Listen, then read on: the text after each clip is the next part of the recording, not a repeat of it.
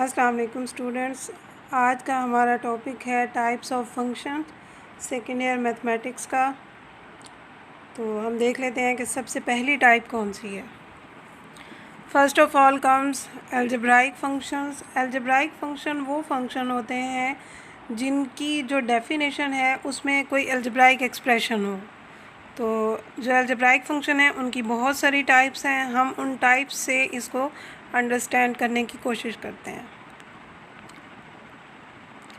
First of all जो हमारे पास टाइप है that is polynomial function. Polynomial function की जो डेफिनेशन है वो ये कहती है कि a polynomial function has the form p of x equals to a n x raise to the power n plus a n minus one x raise to the power n minus one plus a n minus two x raise to the power n minus two plus up to so on plus A one x plus A not. जो हमारे पास इस तरह के expressions होते हैं algebraic expressions जिनमें कोई constant value हो जो कि मल्टीप्लाई हो रही हो वेरिएबल की किसी पावर के साथ, इसमें a n minus one up to so on a nought ये सारे रियल नंबर्स हैं और जो इसमें एन है वो नॉन नेगेटिव इंटीजर है। जो आपके पास वेरिएबल की पावर है वेरिएबल एक्स की वो यहाँ पे नॉन नेगेटिव इंटीजर है, यानी ये ज़ीरो तो हो सकती है जैसे ए नॉट के साथ x raise to the power zero है, वो वन हो गया इसलिए वो लिखा नहीं होगा। और एक्स ए वन के साथ एक्स की पावर वन है। इस तरह इसकी पावर्स आप फ्रॉम राइट टू लेफ़्ट देखोगे तो ये डिक्रीज़ होती रहेंगी। उसकी एग्जांपल आपके सामने है। आपके पास एक पोलिनोमियल है 4x raise to the power 4 minus 2x square plus 6। इस पोलिनोमियल में वेरिएबल जो है वो आपके पास x है, तो इसीलिए this is polynomial in x और इसको p ऑफ x से ज़ाहिर किया गया है। और दूसरी बात आपको ये बता दूं कि पोलिनोमियल में जो आपके पास वेरिएबल की सबसे बड़ी पावर इन्वॉल्व होती है वो उस पोलिनोमियल की डिग्री कहलाती है। जैसे यहाँ पे आपके पास जो पोलिनोमियल है 4x raise to the power 4 minus 2x square plus 6, इसमें x की हाईएस्ट पावर 4 है, इस वजह से आपके पास इस पोलिनोमियल की डिग्री भी 4 है। और यहाँ पे आप देखो डिटेल ज़रा तरतीब से 4x raise to the power 4, x की जो नेक्स्ट पावर है that should be x cube, वो यहाँ पे मिसिंग है तो उसके जो कोफिशेंट है उसको हम ज़ीरो कंसिडर करेंगे। इसी तरह नेक्स्ट टर्म है माइनस 2x स्क्वायर, उसके बाद आपके पास होनी चाहिए थी टर्म x वाली, उसका भी हम कोफिशेंट ज़ीरो ले लेंगे और फिर आपके पास कांस्टेंट टर्म है। तो जो इस तरह के एक्सप्रेशंस होते हैं इनको हम कहते हैं polynomial functions. An algebraic expression, इसको हम इस तरह से भी डिफ़ाइन कर सकते हैं, an algebraic expression that is a sum of terms. अब आप देख रहे हो इसमें एग्जांपल्स में कि आपके पास एक पोलिनोमियल है उसमें दो टर्म्स हैं, एक है कांस्टेंट टर्म दैट इज़ 7, दूसरी है variable that is 3c। This is polynomial in c। Each term contains only variables with whole number exponents and real number coefficients. These are again the words which I told you. In other words ये भी polynomial की ही definition थी हमारे पास। देखें polynomial की यहाँ पे उन्होंने तीन कंडीशंस बताई हैं कि एक तो इसमें सम ऑफ टर्म्स होती हैं, दूसरा इसमें जो वेरिएबल की टर्म होती है उसकी जो पावर है वो सिर्फ होल नंबर हो, यानी कि नॉन नेगेटिव इंटीजर, जैसे हमने अभी बात की थी 0 1 2 3 ये सारे नंबर्स एक्सपोनेंट में आ सकते हैं। और रियल नंबर कोफिशेंट्स हों, कोफिशेंट्स में आपके पास रियल नंबर कोई सा भी हो सकता है।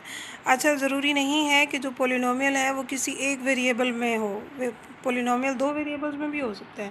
जैसे यहाँ पे एग्जांपल में थर्ड वेरिएबल पोलिनोमियल है that is 2x raise to the power 4 y cube plus 3x y square. This is polynomial in variable x and y। Next comes linear function. Linear function की definition से ही ज़ाहिर हो रहा है कि ये एक ऐसा फंक्शन है जो लीनियर यानी स्ट्रेट हो, उसमें कहीं हैपेज़र्ड ना आए। ये तो ग्राफिकली बात हो रही है, वैसे डेफिनेशन से आप यूँ इसको कंसिडर करें कि ऐसा पोलिनोमियल जिसमें वेरिएबल की हाईएस्ट पावर या उस पोलिनोमियल की जो डिग्री है वो 1 हो। For example f of x equals to a x plus b. इस फंक्शन में x जो वेरिएबल है वो आपके पास इनपुट है और f of x that is output, वो तो फंक्शन की डेफिनेशन हो गई। इसमें b कांस्टेंट टर्म है, a is coefficient of x। तो जो आपका लीनियर फंक्शन है उसकी रिप्रेजेंटेशन हमेशा यूँ होगी कि उसमें वेरिएबल की हाईएस्ट पावर 1 होगी। लीनियर फंक्शन का जो आपके पास ग्राफ होता है ना, वो हमेशा स्ट्रेट लाइन होता है, क्योंकि इसमें जो वेरिएबल है x उसकी हाईएस्ट पावर 1 इन्वॉल्व होती है। तो आप जो भी रियल नंबर इस फंक्शन में डालेंगे आपको उसी का कांस्टेंट मल्टीपल ऐड होके उसमें कुछ कोई ना कोई नंबर सब्ट्रैक्ट या ऐड होके और मल्टीप्लाई होके मिलेगा। तो वो उसी लाइन पे ही कहीं ना कहीं एग्जिस्ट कर रहा होगा। इसीलिए जो आपके पास ग्राफ ऑफ अ फंक्शन है that is graph of linear function is straight line. देखिए लीनियर फंक्शन है आपके पास y is equal to 2x plus 3, उसका ग्राफ ये जो रेड लाइन है ये शो कर रही है कि this is straight line. Next है जी आइडेंटिटी फंक्शन। आइडेंटिटी फंक्शन के बारे में मैं आपको आसान लफ्ज़ों में ये बताऊं कि ये एक ऐसा फंक्शन है, आप इसमें जो इनपुट देंगे ये आपको आउटपुट में वही नंबर रिटर्न करेगा। ये फंक्शन उस इनपुट नंबर x यानी इंडिपेंडेंट वेरिएबल x में कोई चेंज नहीं लाएगा। आप इसमें जो नंबर देंगे ये आपको वापस वही देगा। आइडेंटिटी फंक्शन की हम डेफिनेशन देख लेते हैं। The function f from a to a। सबसे इम्पॉर्टेंट बात जो आपने इसकी डेफिनेशन में याद रखनी है कि आइडेंटिटी फंक्शन एक ही सेट से वापस उसी में होता है। यूजुअली तो हम फंक्शन को ऐसे डिफ़ाइन करते हैं ना कि आ फंक्शन है from a set A to a set B, लेकिन जो आइडेंटिटी फंक्शन है उसकी जो डोमेन है वही उसकी को डोमेन है। वो जिस सेट से जा रहा होता है वापस उसी में आ रहा होता है। Defined by f of x is equal to x, यानी आप जब एक्स डालोगे फंक्शन में तो आपको वापस वही एक्स ही रिटर्न करेगा। For all x belongs to A, this is called the identity function. इसको आई से रिप्रेजेंट किया जा सकता है। नेक्स्ट है जी कांस्टेंट फंक्शन। कांस्टेंट फंक्शन का भी नेम ही डिपेक्ट कर रहा है इसकी डेफिनेशन को। कांस्टेंट फंक्शन एक ऐसा फंक्शन होता है कि ये आपको हर क्वेश्चन का एक ही आंसर देगा। आप इसमें जो इनपुट डालोगे ये आपको वापस वही एक ही आउटपुट देगा। मतलब इसके पास एक फ़िक्स नंबर है, ये आपको बार बार वही आंसर ही देता रहेगा। इसकी मिसाल आप यूँ ले लें कि आपके पास एक स्टूडेंट है और उसने एग्ज़ाम के लिए जो है सिर्फ एक ही क्वेश्चन तैयार किया है। अब उससे पेपर में जो 8 के 8 क्वेश्चंस पूछे गए हैं ना, वो उन 8 के 8 क्वेश्चंस का एक ही आंसर देता है जो उसको याद है। तो that is a constant function. Mathematically इसकी डेफिनेशन देख लेते हैं। आ फंक्शन है from A to B is said to be a constant function if every element of A has the same image in B. अगर कोई function इस तरह से हो कि उसमें हर डोमेन के हर एलिमेंट के लिए आपको एक ही इमेज मिले, एक ही आंसर मिले, या दूसरे अल्फाज में हम कांस्टेंट फंक्शन को यूँ भी डिफ़ाइन कर सकते हैं कि इसकी रेंज में एक सिंगल नंबर पड़ा हो। वो सिंगल नंबर c हो सकता है, x हो सकता है, जो भी हो, that is a constant fixed value. तो ये फंक्शन आपके पास है जी कांस्टेंट फंक्शन। देन है जी आपके पास रैशनल फंक्शन। अच्छा, ये सारी टाइप्स अभी अलजेब्राइक फंक्शन की ही चल रही हैं। एक ऐसा फंक्शन जो कि इस फॉर्म में हो f of x equals to numerator over denominator. अब ये जो एन ऑफ एक्स है ये भी कोई पोलिनोमियल है, जो डी ऑफ एक्स है वो भी कोई पोलिनोमियल है। बस कंडीशन ये है कि जो डिनोमिनेटर में पोलिनोमियल है डी ऑफ एक्स वो ज़ीरो पोलिनोमियल ना हो, क्योंकि हम पढ़ चुके हैं ये कि जब डिनोमिनेटर में वैल्यू ज़ीरो आ जाती है तो अनडिफाइंड आ जाता है हमारे पास आंसर। तो डिनोमिनेटर में फंक्शन ज़ीरो नहीं होना चाहिए, बाकी वो लीनियर फंक्शन हो, कांस्टेंट हो, आइडेंटिटी हो, या फिर कोई भी पोलिनोमियल फंक्शन हो, एज एग्जांपल्स आर शोन। इसी तरह आपके पास f of x is equal to ये है 3x + 5 over 7. This is not a rational function. Why this is not a rational function? Because इसमें जो नंबर है ना 7, ये ऊपर वाली दोनों टर्म्स के साथ अलग अलग से अगर डिवाइड हो जाए तो ये आपके पास बन जाएगा 3/7x + 5/7। तो ये तो आपका लीनियर फंक्शन हो जाएगा। तो रैशनल फंक्शन होने के लिए ज़रूरी है कि डिनोमिनेटर में भी आपके पास कोई लीनियर फंक्शन इन्वॉल्व हो या फिर कोई अदर पोलिनोमियल, अकेली कांस्टेंट टर्म नहीं होनी चाहिए। रैशनल फंक्शन को आप ऐसे भी डिफ़ाइन कर सकते हो कि it is ratio of 2 polynomials, और कंडीशन वही है कि डिनोमिनेटर में ज़ीरो पोलिनोमियल ना हो। फिर हम बात करते हैं ट्रिग्नोमेट्रिक फंक्शंस की। ट्रिग्नोमेट्रिक फंक्शंस के लिए आपने ट्रिग्नोमेट्रिक मैट्रिक में जो पढ़ा था उसमें आपके पास जो इसकी बुनियाद होती है, जहाँ से सारी ट्रिग्नोमेट्री निकलती है, वो होती है हमारे पास सिर्फ एक स्ट्रेट लाइन। स्ट्रेट लाइन में आपके पास जिस लाइन के साथ 90 डिग्री का एंगल बन रहा होता है उसको हम कहते हैं परपेंडिकुलर, जो यहाँ पे साइड ए है। इसी तरह जो परपेंडिकुलर के साथ दूसरा साइड होती है, बाजू जिसका 90 वाले एंगल का, उसको हम बेस कहते हैं, जिसको यहाँ पे बी से रिप्रेजेंट किया गया है। और 90 डिग्री एंगल के सामने वाली जो साइड होती है, जो कि लेंथ में लार्जेस्ट भी होती है बाकी दोनों साइड से, वो हाइपोटेन्यूज कहलाती है। ट्रायंगल की तीनों साइड्स हैं, 3 इसके वर्टिसेस हैं। वर्टिसेस को हम ABC का नाम देते होते हैं, साइड्स को हम वर्टिसेस के ऑपोजिट, कि कैपिटल A है तो उसके सामने वाली साइड जो है उसको स्मॉल है, जो कैपिटल B वर्टेक्स है उसके सामने वाली साइड को capital B, small b sorry, और कैपिटल C वर्टेक्स के सामने वाली साइड को स्मॉल c। और इसके लिए आपने पैथागोरस थ्योरम भी पढ़ा हुआ है, जिसको मतलब फिथागोरस आप उर्दू मीडियम में कहते थे। वो ये होता है कि hypotenuse square is equal to base square plus perpendicular square, C square is equal to A square plus B square. अच्छा, ट्रायंगल में 3 ही एंगल्स होते हैं, उसमें एक राइट ट्रायंगल में एक एंगल तो हो गया 90, बाकी 2 एंगल्स आपके पास बचते हैं। ये जो एंगल A लिखा हुआ है इधर, इस एंगल की कुछ रेशोज़ होती हैं जिनको हम ट्रिग्नोमेट्रिक रेशोज़ कहते हैं। वो ट्रिग्नोमेट्रिक रेशोज़ कैसे डिफ़ाइन की गई थी, ये आप डिटेल में मैट्रिक में पढ़ चुके हो। जैसे साइन फंक्शन है, साइन रेशो है, साइन A, साइन थीटा, वो किसके इक्वल होता है, वो होता है परपेंडिकुलर ओवर हाइपोटेन्यूज। इसी तरह कॉस थीटा होता है बेस ओवर हाइपोटेन्यूज, और टेंजेंट थीटा होता है परपेंडिकुलर ओवर बेस। इन तीनों रेशोज़ की हमारे पास रेसिप्रोकल्स भी होती हैं। साइन की रेसिप्रोकल होती है कोसिकेंट, सेकेंड की रेसिप्रोकल होती है कॉस, और कॉट की रेसिप्रोकल होती है टेंजेंट। तो ये जो 6 ट्रिग्नोमेट्रिक रेशोज़ हैं, अगर कोई फंक्शन आपको आंसर में इन ट्रिग्नोमेट्रिक रेशोज़ में से कुछ दे रहा हो तो उसको हम कहते हैं ट्रिग्नोमेट्रिक फंक्शन। हमारे पास 6 ही रेशोज़ हैं ट्रिग्नोमेट्रिक रेशोज़, और 6 ही ट्रिग्नोमेट्रिक फंक्शंस होंगे, जिनको हम sine function, cosine, tangent, cot tangent, secant और कोसिकेंट फंक्शन कहते हैं। जिस तरह हमारे पास 6 ट्रिग्नोमेट्रिक फंक्शंस हैं, सेम उसी तरह हमारे पास उनके इन्वर्सेस भी हैं। इन्वर्स फंक्शन के लिए हमारे पास ये कंडीशन ज़रूरी होती है कि जो हमारा फंक्शन है वो बाइजेक्टिव हो, यानी वो 1-1 भी हो और वो ऑन टू भी हो। अब ये 1-1 और ऑन टू वाली जो कंडीशन है, ये हम फर्स्ट ईयर में डिटेल से पढ़ चुके हुए हैं कि कोई भी फंक्शन 1-1 कब होता है और ऑन टू कब होता है। तो साइन फंक्शन है अगर, उसके बारे में हमें पता है कि उसकी जो डोमेन है वो होती है set of all real numbers, और उसकी जो रेंज है वो होती है क्लोज इंटरवल -1 to 1।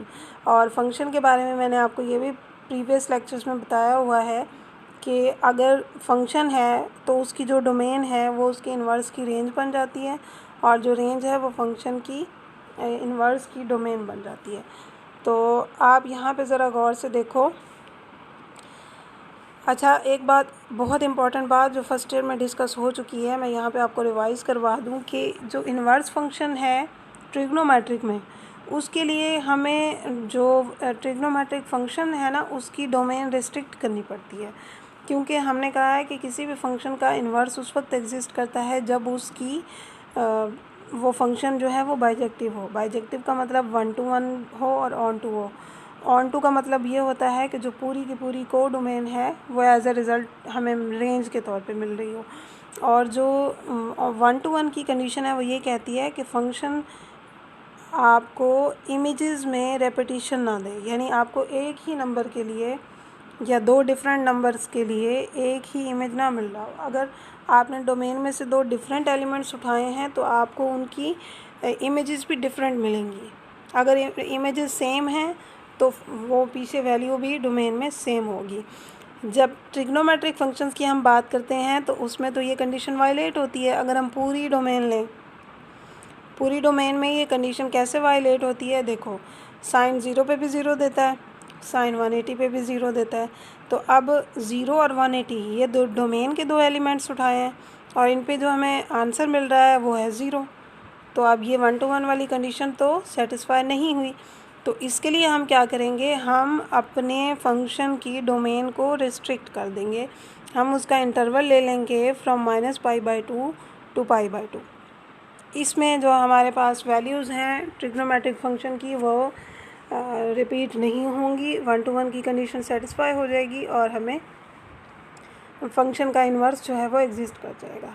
अब जो हमारे पास प्रिंसिपल साइन फंक्शन है ना, ये जो रिस्ट्रिक्ट करने से आया है, उसकी डोमेन है फ्रॉम -π/2 टू π/2 और उसकी रेंज है क्लोज इंटरवल -1 से 1। तो जो साइन इन्वर्स एक्स है, इन्वर्स ट्रिग्नोमेट्रिक फंक्शन, उसकी डोमेन हो जाएगी क्लोज इंटरवल -1 से 1 और उसकी रेंज हो जाएगी -π/2 से π/2। ये टॉपिक डिटेल में मैंने आपको फर्स्ट ईयर में समझाया हुआ है। बाकी सारे ट्रिग्नोमेट्रिक फंक्शंस के जो इन्वर्सेस हैं उनकी डोमेन और रेंजेस यहाँ पे मेंशन है। ये आपने ऑब्जेक्टिव पॉइंट ऑफ व्यू से याद रखनी है, आपसे एमसीक्यूज़ में और शॉर्ट क्वेश्चंस में ये पूछी जा सकती हैं।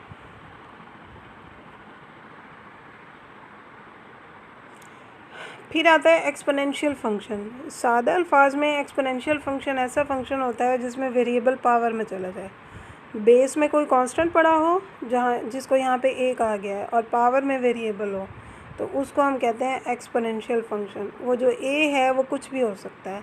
इसको हम f(x) = bx भी रिप्रेजेंट कर सकते हैं, g(x) = मतलब देखो, अगर बेस आपके पास 2 हो जाती है तो ये फंक्शन हो जाएगा 2 raised to the power x। अगर आपके पास बेस 10 है तो ये 10 raised to the power x है।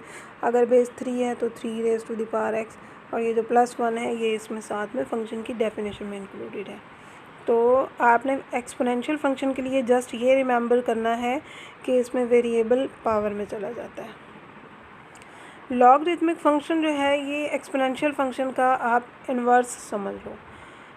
आप लॉगरिथमिक फंक्शन का भी इंट्रोडक्शन आपको मैट्रिक में ही दे दिया गया था। वो ये होता है कि अगर आपके पास कोई नंबर है, रियल नंबर x, वो ग्रेटर देन 0 है और एक और रियल नंबर है वो भी ग्रेटर देन 0 है, और जो दूसरा रियल नंबर है b वो 1 नहीं होना चाहिए। तो जो आपके पास फंक्शन है y = log base is b और नंबर है x, इसको हम कैसे लिख सकते हैं? इसको हम लिख सकते हैं b raised to the power y = x, यानी जो बेस है वो बेस ही रहेगी। जो इधर फंक्शन में हमने y लिखा हुआ है वो पावर में आ जाएगा, और जो इधर नंबर था आर्ग्यूमेंट x वो आपके पास लेफ़्ट साइड पे आ गया।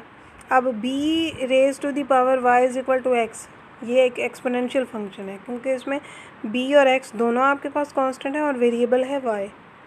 तो इसका जो उलट हमने बनाया है लॉग, वो है y = log bx। याद रखिएगा, लॉग और एक्सपोनेंशियल एक दूसरे का उलट होते हैं।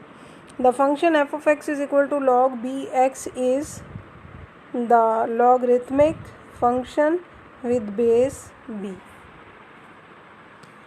अच्छा, लॉगरिथमिक फंक्शन की जो बेस होती है ना, उसकी बेसिस पे इसकी दो टाइप्स हैं। एक होती है कॉमन लॉगरिथम और दूसरी होती है नेचुरल लॉगरिथम। जो कॉमन लॉगरिथम होता है इसमें इसकी जो बेस है वो कोई अदर नंबर होता है, जैसे 10। यूजुअली 10 ही फिक्स होता है इस कॉमन लॉगरिथम में। और जो नेचुरल लॉगरिथम है उसमें लॉगरिथमिक फंक्शन की बेस होती है e, उसको हम ln e से भी रिप्रेजेंट करते हैं। हमारा अगला फंक्शन है हाइपरबोलिक फंक्शन। बाकी फंक्शन से तो आप पहले भी कुछ भावना था आपको उनका। हाइपरबोलिक फंक्शन आपके लिए बिल्कुल नया है। इनको आपने एसोसिएट करना है टू द, एक तो एक्सपोनेंशियल फंक्शंस और दूसरा आपने इनको ट्रिग्नोमेट्रिक फंक्शंस के साथ मिला के करना है। देखो, आपके पास जिस तरह 6 ट्रिग्नोमेट्रिक फंक्शंस थे ना, उसी तरह आपके पास 6 ही हाइपरबोलिक फंक्शंस होंगे। पहली रेशो होती है साइन, तो उसके हिसाब से फंक्शन आ गया sine hyperbolic. Sine hyperbolic x का जो फार्मूला है आपने रिमेंबर करना है, that is sine hyperbolic x is equal to exponential of x minus exponential of -x/2 e raise to the power x minus e raise to the power -x/2। फिर cos hyperbolic है, उसका भी formula same होगा, सिर्फ एक्सपोनेंशियल्स के दरमियान plus sign आ जाएगा। ये आपने दो बेसिक फार्मूलाज याद रख लेने हैं, एक साइन हाइपरबोलिक का, दूसरा कॉस हाइपरबोलिक का, और बाकी जो रेशोज़ हैं वो इन्हीं से बनेंगी। देखो हमें पता है कि जो टेंजेंट रेशो होती है वो होती है साइन ओवर कॉस, तो यहाँ पे जो टेंजेंट हाइपरबोलिक फंक्शन है वो हो जाएगा sign hyperbolic x over cos hyperbolic x. उसका फार्मूला भी उसी तरह से है, आपको ये अगले फार्मूलाज याद रखने की ज़रूरत नहीं है। जब आपको साइन और कॉस हाइपरबोलिक फार्मूलाज याद होंगे ना, तो आप कोई भी फार्मूला दूसरा बनाना है वो आप इन्हीं की वैल्यूज़ को ऊपर नीचे रख के कर लेंगे। इसी तरह फिर है cot hyperbolic, second hyperbolic and cosecant hyperbolic. ये हाइपरबोलिक फंक्शंस के फार्मूलाज गिवन हैं। इसके अलावा हाइपरबोलिक फंक्शंस की कुछ आइडेंटिटीज़ हैं जो कि आम हाइपरबोलिक जो ट्रिग्नोमेट्रिक आइडेंटिटीज़ होती हैं उनसे थोड़ी सी फ़र्क हैं। ये आपको बुक में भी मिल जाएंगी, आपने बुक से इनके फार्मूलाज को देख के याद कर लेना है। नेक्स्ट हम जो हाइपरबोलिक फंक्शंस के क्वेश्चंस को सॉल्व करेंगे उनमें ये हेल्पफुल होंगी।